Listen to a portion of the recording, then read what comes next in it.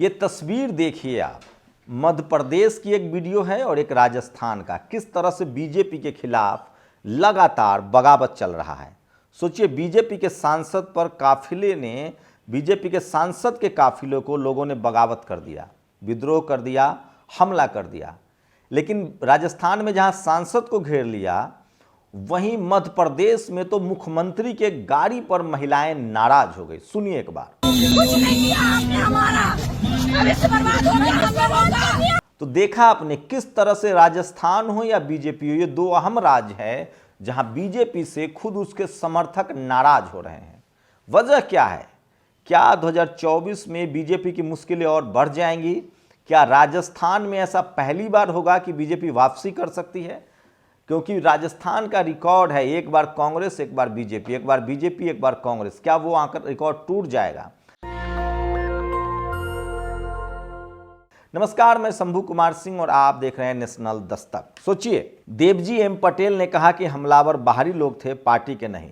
ये देवजी एम पटेल हैं जिनको सांसद है, जिनको टिकट मिला है, और उसके बाद बीजेपी के समर्थकों ने ही उनकी गाड़ी रोक दी। आप तस्वीरें देख सकते हैं, उनके खिलाफ जमकर नारेबाजी की, काला झंडा दिखाया, बैनर पोस्टर दिखाया। लेकिन सोचिए, बीजेपी ने क्या रणनीति बनाई थी? बीजेपी की रणनीति थी कि सांसदों को टिकट देंगे, और किरोड़ी लाल मीणा को टिकट दिया है, राठौर को टिकट दिया। उनकी कोशिश थी कि चाहे मीणा समाज हो, चाहे राजपूत समाज हो, चाहे और भी कोई ओबीसी के समाज हो, उनको टिकट देंगे। उनके बड़े नेताओं को, जो सांसद है, लगभग 7 सांसदों को टिकट दिया गया है, ताकि मैसेज ये जाए कि किसी भी समाज का मुख्यमंत्री हो सकता है। और इसीलिए जानबूझकर वसुंधरा राजे को दरकिनार किया गया।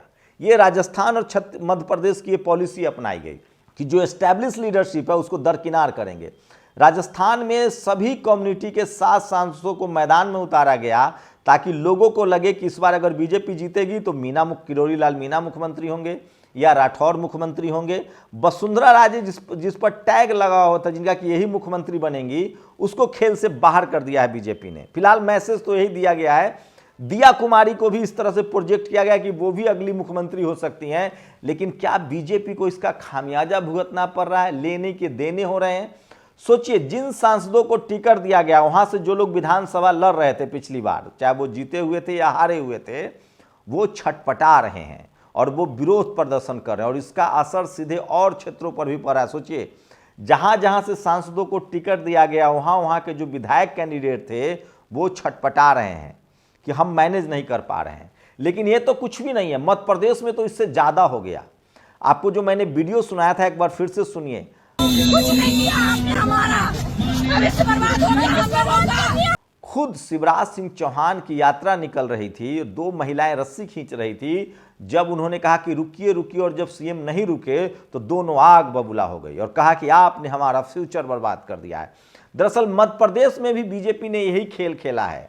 उनकी कोशिश है कि फग्गन सिंह कुलस्ते हो, प्रहलाद पटेल हो या तोमर हो, ये सब कैबिनेट मिनिस्टर थे, या कई 7 सांसदों को टिकट दिया गया था। कोशिश यही थी मैसेज देने की कि शिवराज सिंह चौहान ही मुख्यमंत्री होंगे, इसकी कोई गारंटी नहीं है। जैसे राजस्थान में वसुंधरा सीएम होंगी, इसकी गारंटी नहीं है। मैसेज ये दिया जा रहा था कि कोई आदिवासी मुख्यमंत्री हो सकता है, कोई तोमर समाज से मुख्यमंत्री, अपर कास्ट मुख्यमंत्री हो सकता है, या फिर कोई पिछड़ा मुख्यमंत्री हो सकता है।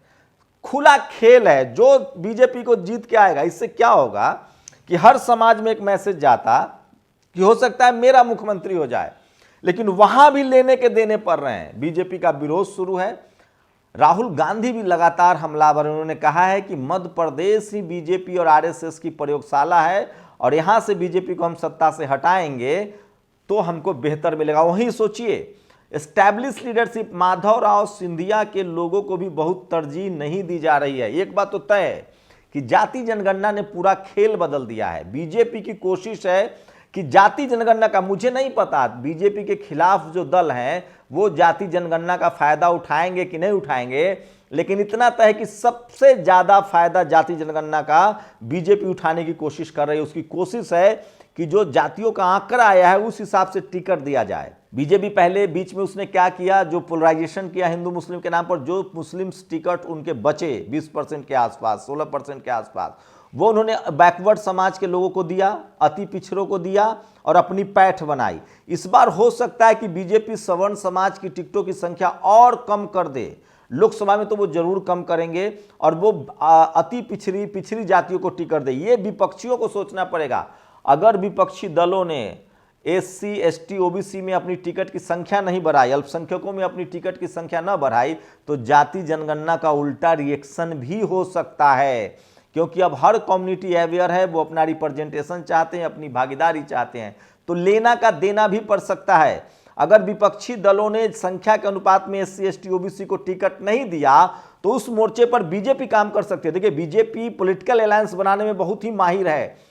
कर्नाटक में बीजेपी चुनाव हारती है, एक ही दिन में जेडीएस से जाके गठबंधन कर लेती है, क्योंकि जेडीएस और का वोट और बीजेपी का अगर वोट मिलता है तो वो कांग्रेस से ज्यादा हो जाएगा।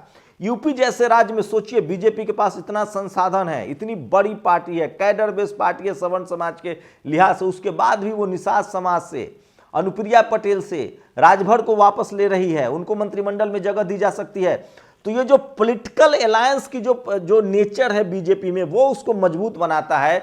अगर विपक्षी दलों ने इस पर काम नहीं किया तो 2024 में लेने के देने पड़ सकते हैं। मैं फिर कह रहा हूं, 5 राज्यों में चुनाव है, मिजोरम, मध्य प्रदेश, छत्तीसगढ़, राजस्थान, ये वो कुर्सियां, तेलंगाना, ये वो तेलंगाना में मान के चलते हैं कि बीजेपी के लिए कुछ नहीं है, लेकिन राजस्थान, मध्य प्रदेश, छत्तीसगढ़, यहां कांग्रेस अकेले अपना दमखम दिखा रही है। अगर रीजनल फोर्सेस ने, बसपा ने या चंद्रशेखर आजाद की पार्टी ने या ट्राइबल्स पार्टी ने या राजस्थान में हनुमान बेनीवाल ने, इन सब लोगों ने अगर कुछ वोट काट लिया तो बीजेपी फिर से आगे बढ़ सकती है। इसका इंपैक्ट होगा कि 2024 में कांग्रेस गठबंधन के लिए मजबूर होगी। फिलहाल कांग्रेस एक कमजोर कड़ी भी साबित हो सकती है, देखना पड़ेगा। अगर छत्तीसगढ़, राजस्थान, मध्य प्रदेश, अगर इन तीनों राज्यों में से 2 राज्य खुद कांग्रेस के पास है, अगर उसने एक भी राज्य लूज किया, उसके पास पाने के लिए सिर्फ एक स्टेट है मध्य प्रदेश, गंवाने के लिए उसके पास 2 स्टेट है, राजस्थान और छत्तीसगढ़, जिसमें ऑलरेडी कांग्रेस की सरकार है। अगर इन दोनों राज्यों में से कांग्रेस ने एक भी स्टेट लूज किया तो उसको गठबंधन की तरफ मजबूर होना पड़ेगा और उसके बाद उसको आना पड़ेगा। लेकिन अभी कांग्रेस कर्नाटक जीतने के बाद, उससे पहले उसने हिमाचल जीता था, उसके बाद लद्दाख में उसने चुनाव जीता है, ओवर कॉन्फिडेंट है, उसके बाद ओबीसी का कार्ड खेल रही है। लेकिन सवाल वही है कि अगर छोटे छोटे दलों से कांग्रेस ने गठबंधन नहीं किया तो इतना आसान नहीं होगा। वहां अकेले बीजेपी से वो लड़ सकती है, लेकिन सवाल है कि जो रीजनल फोर्सेज हैं, जो वहां बसपा है, चंद्रशेखर आजाद की पार्टी है, ट्राइबल्स पार्टी है, इन दलों ने अगर डेंट लगाया तो फिर कांग्रेस चारों खाने चित हो जाएगी और उसके बाद उसकी मजबूरी हो जाएगी। उसके बाद इंडिया गठबंधन बहुत मजबूत होगा। वैसे आम आदमी पार्टी हो या सपा हो, ये लोग भी चुनाव में हाथ आजमा रहे हैं। तो फिलहाल इंडिया गठबंधन विधानसभा में काम करता हुआ नहीं दिख रहा है। कांग्रेस अपने ताकत दिखाने जोर आजमाइश लगा रही है। अगर कांग्रेस ने राजस्थान, छत्तीसगढ़ और मध्य प्रदेश में अगर वापसी कर ली तो वो फिर बेकाबू हो जाएगी और इंडिया गठबंधन को वो लीड करती हुई दिखाई देगी। लेकिन अगर इन तीनों राज्यों में अगर कांग्रेस को डेंट लगा तो फिर 2024 में अलायंस और मजबूत होगा। लेकिन बीजेपी ओवर कॉन्फिडेंट होगी और ताकत से 2024 का चुनाव लड़ेगी। तो मैं फिर कह रहा हूं, जो 5 राज्यों का चुनाव है, तेलंगाना, मिजोरम, छत्तीसगढ़, राजस्थान, मध्य प्रदेश, भले एंटी इनकम्बेंसी है, बीजेपी के खिलाफ है, सब कुछ दूध का दूध और पानी का पानी हो जाएगा कि क्या जाति जनगणना का असर है। मैं फिर कह रहा हूं, मध्य प्रदेश में तो कम से कम ओबीसी के लोगों में बहुत असर है।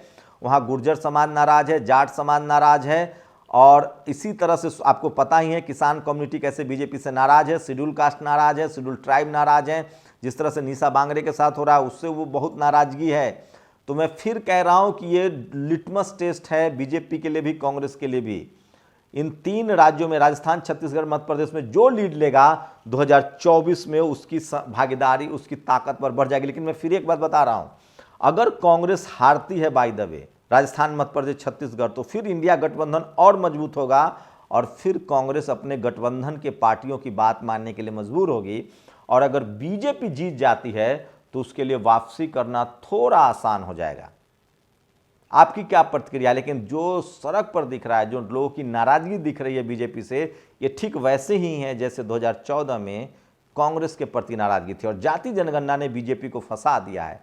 अगर जाति जनगणना का असर हुआ इन तीनों राज्यों पर तो बीजेपी की मुश्किल बहुत ज़्यादा बढ़ जाएगी, क्योंकि सोशल मीडिया की वजह से SC ST OBC अल्पसंख्यक समाज के लोग एक दूसरे के करीब आए हैं और वो अपनी राजनीतिक भागीदारी का सवाल पूछ रहे हैं। तो मामला फंसा हुआ है। इन 3 राज्यों से साफ हो जाएगा कि कौन आगे। फिलहाल अगर पब्लिक ओपिनियन की बात करें, लोगों की राय की बात करें, तो SC ST OBC अल्पसंख्यक समाज के लोग बीजेपी से खासे नाराज हैं। सवर्ण समाज उसके साथ बना हुआ है। आप लोग की क्या प्रतिक्रिया? अगर आप राजस्थान से हैं, छत्तीसगढ़ से हैं, मध्य प्रदेश से हैं, नेशनल दस्तक के रेगुलर व्यूअर हैं, तो कमेंट करके अपनी राय बताएं कि आपको क्या लगता है इन तीनों राज्यों में किसकी लॉटरी लगेगी। शुक्रिया। नेशनल दस्तक की आपसे गुजारिश है कि अगर इसको बचाना चाहते हैं तो नेशनल दस्तक को सब्सक्राइब करने के लिए रेड कलर के सब्सक्राइब बटन को दबाएं, फिर बेल आइकन की घंटी दबाएं। नेशनल दस्तक को बचाने के लिए बहुत जरूरी है कि हर खबर को शेयर करें, लाइक करें, कमेंट जरूर करें।